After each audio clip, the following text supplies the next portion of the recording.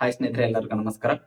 ಸ್ನೇಹಿತರೆ, IBPS ನಲ್ಲಿ ಖಾಲಿ ಇರುವಂತಹ 10,277 ಗ್ರಾಹಕ ಸೇವಾ ಸಹಾಯಕ ಹುದ್ದೆಗಳ ನೇಮಕಾತಿಗಾಗಿ ಅಧಿಸೂಚನೆಯನ್ನು ಹೊರಡಿಸಲಾಗಿದೆ. ಸೊ ಈಗ ತಾವು ಸ್ಕ್ರೀನ್ ನಲ್ಲಿ ಏನು ನೋಡ್ತಾ ಇದ್ರೆ ಇದು ಒಂದು IBPS ಇಲಾಖೆಯಿಂದ ಹೊರಡಿಸಿದಂತಹ ನೋಟಿಫಿಕೇಶನ್ PDF ಆಗಿದೆ. ಸೊ ಇದರಲ್ಲಿ ಸಂಪೂರ್ಣವಾಗಿ ಅರ್ಜಿ ಸಲ್ಲಿಸಿದ್ರಿಂದ ಹಿಡಿದು ಸಂಪೂರ್ಣ ನೇಮಕಾತಿಯ ಪ್ರಕ್ರಿಯೆ ಪೂರ್ಣಗೊಳ್ಳುವವರೆಗೆ ಸಂಪೂರ್ಣವಾದ ಒಂದು ಮಾಹಿತಿಯನ್ನು ಈ ಒಂದು PDF ಅಲ್ಲಿ ಕೊಟ್ಟಿದ್ದಾರೆ.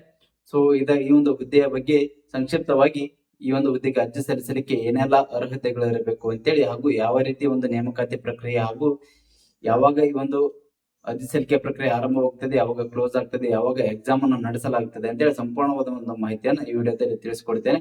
ವಿಡಿಯೋ ಸ್ಕಿಪ್ ಮಾಡಿದ ಪೂರ್ತಿ ನೋಡಿ, ಮತ್ತು ನಮ್ಮ ಚಾನಲ್ ಹೊಸದಾಗಿ ನೋಡ್ತಾ ಇದ್ರೆ ಸಬ್ಸ್ಕ್ರೈಬ್ ಮಾಡಿಕೊಂಡು ಹಾಗೆ ನಿಮ್ಮ ಸ್ನೇಹಿತರಿಗೂ ಕೂಡ ಶೇರ್ ಮಾಡಿ. ಓಕೆ ಸ್ನೇಹಿತರೆ, ಮೊದಲನೇದಾಗಿ ನೋಡುವುದಾದ್ರೆ ಒಟ್ಟು ಎಷ್ಟು ಹುದ್ದೆಗಳಿವೆ ಅಂದ್ರೆ 10,277 ಹುದ್ದೆಗಳಿವೆ. ಅದರಲ್ಲಿ ನಮ್ಮ ಕರ್ನಾಟಕದಲ್ಲಿ ಎಷ್ಟಿವೆ ಅಂತೇಳಿ ನೋಡುವುದಾದ್ರೆ 1,170 ಹುದ್ದೆಗಳಿವೆ. ಸೊ ಈ ಒಂದು ಹುದ್ದೆಗೆ ನಮ್ಮ ಕರ್ನಾಟಕದ ಅಭ್ಯರ್ಥಿಗಳು ಕನ್ನಡದಲ್ಲಿಯೇ ಪರೀಕ್ಷೆ ಬರೆಯಲು ಅವಕಾಶ ಇದೆ. ಸೊ ಹಾಗಾಗಿ ಯಾರು ಕೂಡ ಮಿಸ್ ಮಾಡಿಕೊಳ್ಳದೆ ಅರ್ಜಿ ಸಲ್ಲಿಸಿ. ಹಾಗೆ ಈ ಹುದ್ದೆ ಬಗ್ಗೆ ತಿಳಿದುಕೊಳ್ಳಿಕ್ಕೆ ವಿಡಿಯೋ ಸ್ಕಿಪ್ ಮಾಡದೆ ಪೂರ್ತಿಯಾಗಿ ನೋಡಿ. ಸೊ ಈ ಒಂದು ಹುದ್ದೆಗೆ ಆನ್ಲೈನ್ ಮುಖಾಂತರ ಅರ್ಜಿಯನ್ನು ಸಲ್ಲಿಸಬೇಕಾಗಿರುತ್ತದೆ. ಹಾಗೆ ಸ್ನೇಹಿತರೆ, ಈ ಹುದ್ದೆಗೆ ಅರ್ಜಿ ಸಲ್ಲಿಸಲಿಕ್ಕೆ ಪ್ರಾರಂಭ ದಿನಾಂಕ ಯಾವಾಗ ಅಂದ್ರೆ ಆಗಸ್ಟ್ 1ನೇ ತಾರೀಕು ಈಗಾಗಲೇ ಅರ್ಜಿ ಸಲ್ಲಿಕೆ ಪ್ರಕ್ರಿಯೆ ಆರಂಭವಾಗಿದೆ. ಅರ್ಜಿ ಸಲ್ಲಿಸಲು ಕೊನೆಯ ದಿನಾಂಕ 21/8/2025. ಹಾಗೆ ಸ್ನೇಹಿತರೆ, ಈ ಒಂದು ಹುದ್ದೆಗೆ ಪ್ರಿಲಿಮಿನರಿ ಮತ್ತು ಮೇನ್ಸ್ ಎಕ್ಸಾಮ್ ಎರಡು ಎಕ್ಸಾಮ್ ನಡೆಸಲಾಗ್ತದೆ. ಸೊ ಸೆಪ್ಟೆಂಬರ್ ತಿಂಗಳಲ್ಲಿ ಪ್ರಿಲಿಮಿನರಿ ಎಕ್ಸಾಮ್ ನಡೆಸಲಾಗುತ್ತದೆ. ಸೊ ನೆಕ್ಸ್ಟ್ ಅಕ್ಟೋಬರ್ ನವೆಂಬರ್ ತಿಂಗಳಲ್ಲಿ ಮೇನ್ಸ್ ಎಕ್ಸಾಮ್ ಅನ್ನ ನಡೆಸಲಾಗುತ್ತದೆ ಅಂತೇಳಿ ಸಂಪೂರ್ಣವಾಗಿ ಈ ಒಂದು ನೋಟಿಫಿಕೇಶನ್ ಅಲ್ಲಿ ಕೊಟ್ಟಿದ್ದಾರೆ. ಹಾಗೆ ಸ್ನೇಹಿತರೆ, ಈ ಒಂದು ಹುದ್ದೆಗೆ ಅರ್ಜಿಯನ್ನು ಸಲ್ಲಿಸಲಿಕ್ಕೆ ವಿದ್ಯಾರ್ಹತೆ ಏನಾಗಿರ್ಬೇಕು ಅಂದ್ರೆ ಭಾರತ ಸರ್ಕಾರದಿಂದ ಮಾನ್ಯತೆ ಪಡೆದ ಯಾವುದೇ ವಿಶ್ವವಿದ್ಯಾಲಯದಿಂದ ಯಾವುದೇ ವಿಷಯದಲ್ಲಾದರೂ ಪರವಾಗಿಲ್ಲ. ಸೊ ಡಿಗ್ರಿಯನ್ನ ಕಂಪ್ಲೀಟ್ ಆಗಿರುವಂತಹ ಅಭ್ಯರ್ಥಿಗಳು ಈ ಒಂದು ಹುದ್ದೆಗೆ ಅರ್ಜಿಯನ್ನ ಸಲ್ಲಿಸಬಹುದು. ಹಾಗೆ ತಾವು ಫೈನಲ್ ಸೆಮ್ ಇರೋರು ಹಾಗೆ ಫೈನಲ್ ಇಯರ್ ಡಿಗ್ರಿ ಇರುವಂತವ್ರು ಈ ಒಂದು ಹುದ್ದೆಗೆ ಅರ್ಜಿ ಸಲ್ಲಿಸಲಿಕ್ಕೆ ಅನರ್ಹರಾಗಿರ್ತಾರೆ. ಯಾಕೆಂದ್ರೆ ಕಂಪ್ಲೀಟ್ ಆಗಿ ಡಿಗ್ರಿ ಪಾಸ್ ಆಗಿ ಆ ಒಂದು ಮಾರ್ಕ್ಸ್ ಕಾರ್ಡ್ ತಮ್ಮಲ್ಲಿ ಇರಬೇಕು. ಆ ಒಂದು ಅಭ್ಯರ್ಥಿಗಳು ಈ ಹುದ್ದೆಗೆ ಅರ್ಜಿ ಸಲ್ಲಿಸಲಿಕ್ಕೆ ಅರ್ಹರಾಗಿರ್ತಾರೆ. ಸೊ ಈ ಒಂದು ಶೈಕ್ಷಣಿಕ ಅರ್ಹತೆಯನ್ನು ಕೇಳ್ತಾರಲ್ಲ, ಡಿಗ್ರಿ ಅಂತೇಳಿ, ಇದು 21/8/2025 ಅಂದ್ರೆ ಅರ್ಜಿ ಸಲ್ಲಿಸಲು ಕೊನೆಯ ದಿನಾಂಕ ಏನಿದೆಯಲ್ಲ ಆ ಒಂದು ದಿನಾಂಕದ ಒಳಗಾಗಿನೇ ತಮ್ಮ ಡಿಗ್ರಿ ಕಂಪ್ಲೀಟ್ ಆಗಿರ್ಬೇಕು ಅಂತೇಳಿ ನೋಟಿಫಿಕೇಶನ್ ಅಲ್ಲಿ ಕೊಟ್ಟಿದ್ದಾರೆ. ಹಾಗೆ ಸ್ನೇಹಿತರೆ, ಏಜ್ ಲಿಮಿಟ್ ಬಗ್ಗೆ ನೋಡುವುದಾದ್ರೆ ಈ ಒಂದು ಅರ್ಜಿ ಸಲ್ಲಿಕೆ ಪ್ರಕ್ರಿಯೆ ಏನು ಆರಂಭವಾಗುತ್ತಲ್ಲ ಆಗಸ್ಟ್ 1ನೇ ತಾರೀಕಿನ ಒಳಗಾಗಿ ತಾವು ಕನಿಷ್ಠ ವಯೋಮಿತಿ 20 ವರ್ಷ ಪೂರೈಸಿರಬೇಕು, ಹಾಗೂ ಗರಿಷ್ಠ 28 ವರ್ಷಗಳನ್ನ ಮೀರಿರಬಾರದು. ಈ ಒಂದು 20ರಿಂದ 28 ವರ್ಷದೊಳಗಿನ ಅಭ್ಯರ್ಥಿಗಳು ಈ ಒಂದು ಹುದ್ದೆಗೆ ಅರ್ಜಿಯನ್ನ ಸಲ್ಲಿಸಬಹುದು. ನೆಕ್ಸ್ಟ್ ಏನಪ್ಪಾ ಅಂದ್ರೆ ಈ ಒಂದು ವಯೋಮಿತಿಯಲ್ಲಿ ಕೆಲವೊಂದು ವರ್ಗಗಳಿಗೆ ಸಡಿಲಿಕೆಯನ್ನು ಸಹ ನೀಡಲಾಗಿದೆ, ವಯೋಮಿತಿ ಸಡಿಲಿಕೆಯನ್ನು ನೀಡಲಾಗಿದೆ. ಅದರ ಬಗ್ಗೆ ನೋಡುವುದಾದ್ರೆ ಪರಿಶಿಷ್ಟ ಜಾತಿ ಮತ್ತು ಪರಿಶಿಷ್ಟ ಪಂಗಡ ಅಭ್ಯರ್ಥಿಗಳಿಗೆ 5 ವರ್ಷಗಳ ವಯೋಮಿತಿ ಸಡಿಲಿಕೆ ಇದೆ.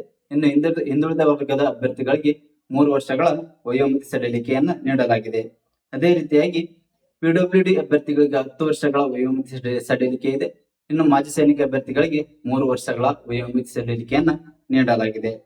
ಹಾಗೆ ಸ್ನೇಹಿತರೆ, ವೇತನ ಶ್ರೇಣಿಯ ಬಗ್ಗೆ ನೋಡುವುದಾದ್ರೆ ಈ ಒಂದು ಹುದ್ದೆಗೆ ಅರ್ಜಿಯನ್ನು ಸಲ್ಲಿಸಿದಂತಹ ಅಭ್ಯರ್ಥಿಗಳು ಕೊನೆಯ ಅಂತಿಮವಾಗಿ ಈ ಹುದ್ದೆಗೆ ಆಯ್ಕೆಯಾದ ನಂತರ ವೇತನ ಶ್ರೇಣಿ ಎಷ್ಟು ನೀಡಲಾಗುತ್ತದೆ ಅಂದ್ರೆ 24,050 ರೂಪಾಯಿಯಿಂದ 64,480 ರೂಪಾಯಿಗಳವರೆಗೆ ಮೂಲ ವೇತನವನ್ನು ನೀಡಲಾಗುತ್ತದೆ. ಇದು ಬೇಸಿಕ್ ಸ್ಯಾಲರಿ ಆಗಿದೆ. ಸೊ ಈ ಒಂದು ಸ್ಯಾಲರಿಗೆ ಇತರ ಭತ್ಯೆಗಳು CA, DA, CCA, HRA ಇತ್ಯಾದಿ ಭತ್ಯೆಗಳು ಆಡ್ ಆಗ್ತಾ ಹೋಗ್ತವೆ. ಸೊ ನೆಕ್ಸ್ಟ್ ಅರ್ಜಿ ಶುಲ್ಕದ ಬಗ್ಗೆ ನೋಡುವುದಾದ್ರೆ SC, ST ಹಾಗೂ PWD ಮತ್ತು ಹಿಂದುಳಿದ ವರ್ಗದ ಅಭ್ಯರ್ಥಿಗಳಿಗೆ 175 ರೂಪಾಯಿ ಅರ್ಜಿ ಶುಲ್ಕ ಇರುತ್ತದೆ. ಇವರನ್ನು ಹೊರತುಪಡಿಸಿ ಇನ್ನುಳಿದಂತಹ ಅಭ್ಯರ್ಥಿಗಳಿಗೆ 850 ರೂಪಾಯಿ ಅರ್ಜಿ ಶುಲ್ಕವನ್ನ ನಿಗದಿಪಡಿಸಲಾಗಿದೆ. ಸೊ ಯಾರ್ಯಾರು ಈ ಒಂದು ಹುದ್ದೆಗೆ ಅರ್ಜಿಯನ್ನು ಸಲ್ಲಿಸ್ತಾರೋ ಅವರು ಕಡ್ಡಾಯವಾಗಿ ಈ ಒಂದು ಅರ್ಜಿ ಶುಲ್ಕವನ್ನು ಪಾವತಿಸಲೇಬೇಕು. ನೆಕ್ಸ್ಟ್ ಆಯ್ಕೆ ವಿಧಾನ ಯಾವ ರೀತಿ ನಡೆಯುತ್ತೆ ಅಂದ್ರೆ ಸ್ನೇಹಿತರೆ, ಆನ್ಲೈನ್ ನಲ್ಲಿ ಮೊದಲನೇದಾಗಿ ಪ್ರಿಲಿಮಿನರಿ ಪರೀಕ್ಷೆಯನ್ನು ತೆಗೆದುಕೊಳ್ತಾರೆ ಸೆಪ್ಟೆಂಬರ್ ತಿಂಗಳಲ್ಲಿ. ಆ ಒಂದು ಪ್ರಿಲಿಮಿನರಿ ಪರೀಕ್ಷೆ ಆದ ನಂತರ ಅಕ್ಟೋಬರ್ ತಿಂಗಳೇನಿದೆ ಈ ಒಂದು ಮೇನ್ಸ್ ಎಕ್ಸಾಮ್ ಅನ್ನ ನಡೆಸಲಾಗುತ್ತೆ. ಒಟ್ಟಾರೆಯಾಗಿ 2 ಎಕ್ಸಾಮ್ ಅನ್ನ ನಡೆಸ್ತಾರೆ. ನಮ್ಮ ಸ್ಟೇಟ್ ಲೆವೆಲ್ ಅಲ್ಲಿ ಏನು ನೆಗೆಟಿವ್ ಮಾರ್ಕಿಂಗ್ ಇದೆ, ಅದೇ ರೀತಿಯಾಗಿ ಒಂದು ತಪ್ಪು ಉತ್ತರಕ್ಕೆ 0.25 ಕಟ್ ಆಫ್ ಮಾರ್ಕ್ಸ್ ಅನ್ನ ನೆಗೆಟಿವ್ ಮಾರ್ಕ್ಸ್ ಅನ್ನ ಕಟ್ ಮಾಡ್ತಾರೆ. ಸೊ ನೆಕ್ಸ್ಟ್ ಏನಪ್ಪಾ ಅಂದ್ರೆ ಈ ಒಂದು ಪ್ರಿಲಿಮಿನರಿ ಪರೀಕ್ಷೆ ಏನಿದೆ ಎಷ್ಟು ಅಂಕಗಳಿಗೆ ಇರುತ್ತೆ ಅಂದ್ರೆ ಒಟ್ಟು 100 ಪ್ರಶ್ನೆಗಳು ಇರ್ತವೆ, 100 ಅಂಕಗಳಿಗೆ ಇರುತ್ತೆ. ಸಮಯ ಬಂದ್ಬಿಟ್ಟು 60 ನಿಮಿಷಗಳು ಇರ್ತವೆ, 1 ಗಂಟೆ ಇರುತ್ತೆ. ನೆಕ್ಸ್ಟ್ ಮೇನ್ಸ್ ಎಕ್ಸಾಮ್ ಏನಿದೆ 190 ಪ್ರಶ್ನೆಗಳಿರ್ತವೆ, 200 ಅಂಕಗಳಿಗೆ ಇರುತ್ತೆ. ಇದಕ್ಕೆ 160 ನಿಮಿಷಗಳ ಕಾಲಾವಕಾಶ ಇರುತ್ತೆ. ನೆಕ್ಸ್ಟ್ ಸ್ನೇಹಿತರೆ, ಪರೀಕ್ಷಾ ಕೇಂದ್ರಗಳ ಬಗ್ಗೆ ನೋಡುವುದಾದ್ರೆ, ತಾವು ಈ ಒಂದು ಅರ್ಜಿ ಸಲ್ಲಿಸುವಂತಹ ಸಂದರ್ಭದಲ್ಲಿ ಈ ಒಂದು ಪರೀಕ್ಷಾ ಕೇಂದ್ರಗಳನ್ನ ಸೆಲೆಕ್ಷನ್ ಮಾಡಿಕೊಳ್ಳಿಕ್ಕೆ ಅವಕಾಶವನ್ನು ಕೊಟ್ಟಿದ್ದಾರೆ.